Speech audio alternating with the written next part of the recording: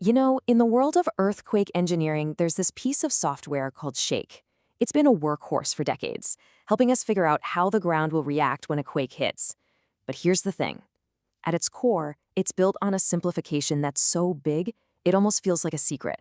So let's pull back the curtain and see what's going on. And that brings us to the big question, right? Earthquakes are messy, three-dimensional events. The ground isn't some simple, uniform block.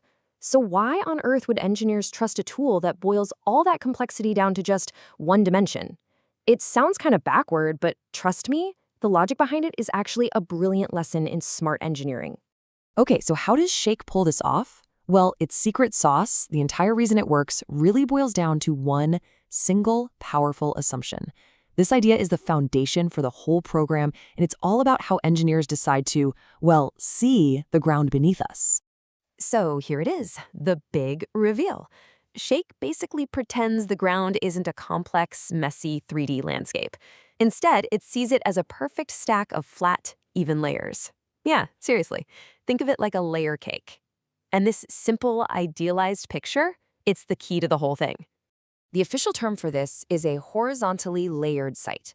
And what that means is the model assumes that if you dig down a foot and take a soil sample, it's going to be exactly the same as a sample from 100 feet over, as long as you're at the same depth. All the interesting changes, like from sand to clay or soft to stiff, only happen as you go down, from one layer of the cake to the next. Now, making an assumption like that has a massive knock-on effect. Because all the layers are perfectly flat, the model only has to deal with one thing: earthquake waves coming straight up from the bedrock below. It completely simplifies the physics. The original theory literally says the focus is on vertical propagation of shear waves. So no crazy side-to-side wave paths, no bouncing around in 3D, just straight up. So you might be asking, why go through all this trouble to simplify things? Well, the answer is pretty simple: power and speed. By narrowing the problem down like this, you get a huge boost in computational efficiency and just clarity. Let's break down how that actually works. The whole process is actually pretty elegant. First, you start with that layer cake assumption, right? That lets you totally ignore everything happening to the left or right and just focus on one single vertical column of soil.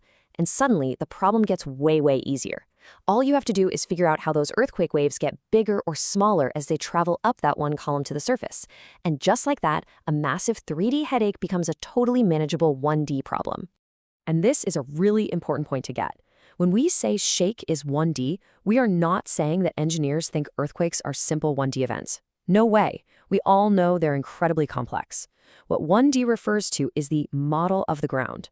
We're simplifying the ground into a one-dimensional problem, that vertical column of soil, all to make the math doable and the analysis practical.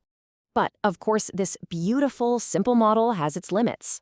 A huge part of being an engineer is knowing when your tools are perfect for the job and when they're absolutely not. So where does this perfect layer cake idea start to fall apart? Well, the real world, as you know, is rarely that neat and tidy. The minute you run into complicated geology, we're talking hills, valleys, or really sharp changes underground, that simple 1D assumption starts to break down. The physics of the problem changes, and it's not just about waves coming straight up anymore. Yeah, there are a few classic situations where the 1D model just isn't the right tool. For example, if you're near really steep hills or cliffs, or right at the edge of a valley or a basin, where waves can get trapped and bounce around, or if the ground itself is just really inconsistent horizontally. Even being too close to a massive building foundation can mess things up by scattering the waves.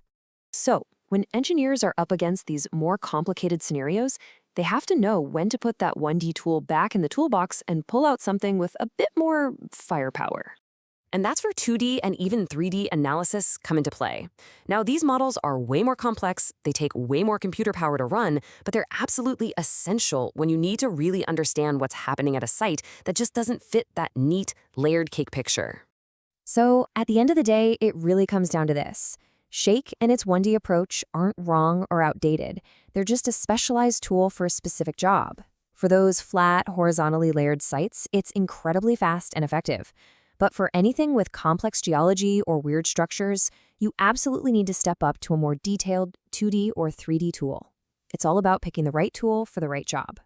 And that really leaves us with a bigger, more philosophical question that applies to way more than just earthquake engineering, right? In almost any field, what we're really doing is trying to model an incredibly complex reality. The true art isn't just building the most complicated, detailed model you can imagine. It's about figuring out which simplifications are smart, which ones are effective, and knowing exactly when you've pushed that simple model too far.